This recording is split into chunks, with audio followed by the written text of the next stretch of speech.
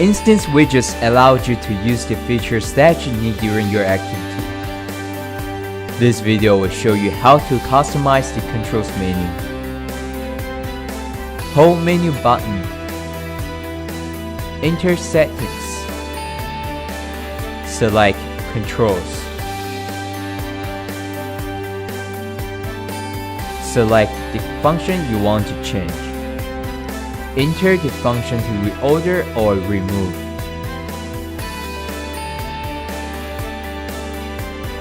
Start reordering your function. Press the upper right button to finish the settings.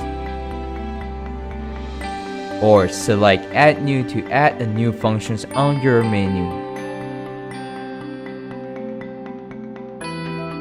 Press upper right button to finish adding. Now you may hold the right button anytime to view your controls menu.